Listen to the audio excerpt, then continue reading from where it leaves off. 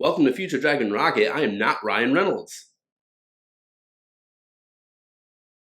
So we finally got new Marvel content on Disney Plus. It's been something like 273 days since the season finale of She-Hulk last year. I know we got a Halloween special and a Christmas special, but those were one-offs, not really connected to the rest of the MCU. But we got season 1, episode 1 of Secret Invasion today on Disney Plus, and it started off with a blast. Let's get into it. Let's review it. Let's talk about it. So the first scene, the first 5 minutes were already released maybe a week or two ago via a special website, and it is Agent Everett Ross, who we just saw in Wakanda Forever. He's kind of on the run from his ex-wife Val. He's on the run really from the United States government for being a traitor for, just kind of discussing secrets with Wakanda, a foreign nation. But turns out he's a Skrull. We got a Skrull version of Bilbo Baggins that kills Beric Dondarrion from Game of Thrones because he knows that this little faction of Skrulls that's trying to take over the Earth has got some sort of dirty bomb. He calls Maria Hill, says that he needs to be picked up. He needs an extraction. Then someone's chasing him. Someone that's chasing him turns out to be Talos, kind of like the Skrull leader that Nick Fury and we meet back during Captain Marvel's movie. And he ends up jumping off a roof and dying. And Maria Hill doesn't know that this version of Everett Ross was a Skrull. So it starts off with a really great reveal, really great scene. And that was shocking that they already got Maria Hill convinced that they're one of her trusted members of her circle.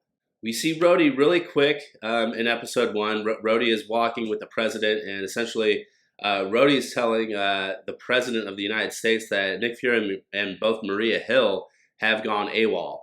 I feel like that's not something that the real Rhodey would tell the president, that his friends Nick Fury and Maria Hill have gone AWOL.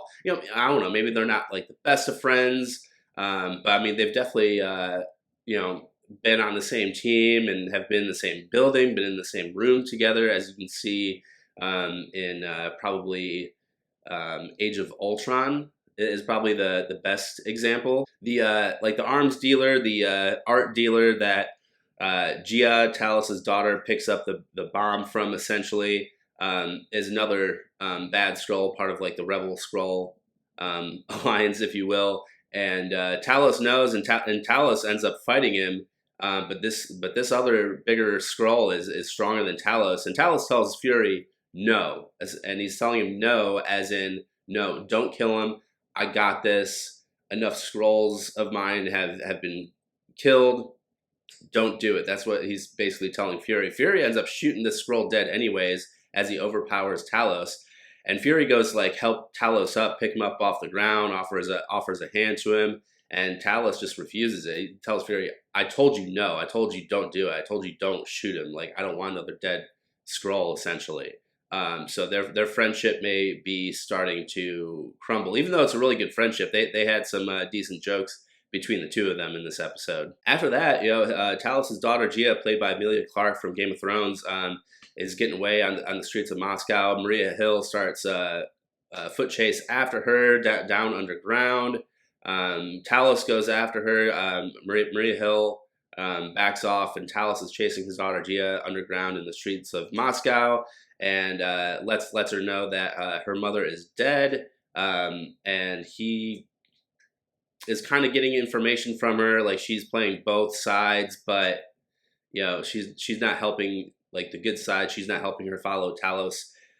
She's not helping her father Talos enough, really, and we'll see that in the next scene, the final scene, I guess. One cool little thing that happened is that Nick Fury is having flashbacks because at least three characters tell Nick Fury that he has not been the same since Thanos. Nick Fury has not been the same since the snap.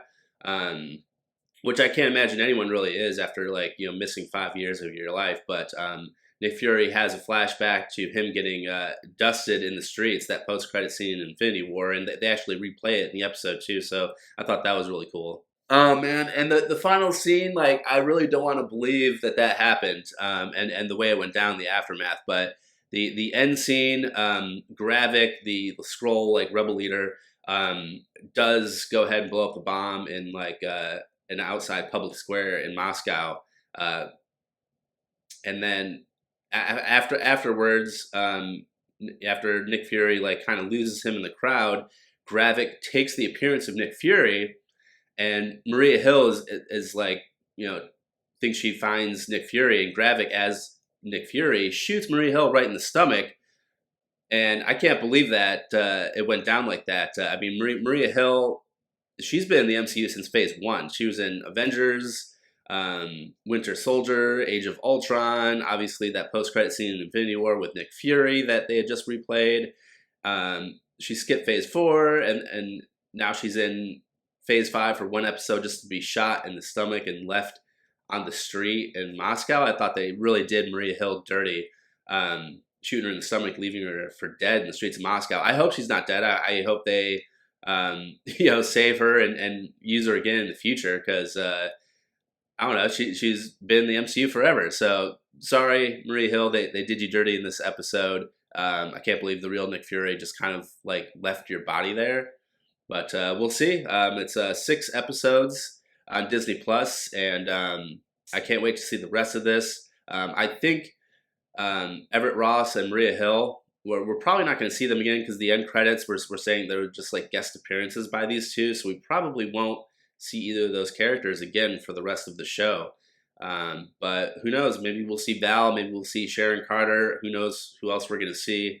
But I think the show is great. This first episode was, really nonstop with, except for maybe like some of the like Skrull Rebel, like the Skrull Rebel base in like Ukraine, wherever it was. I thought that part was a little slow, but overall great.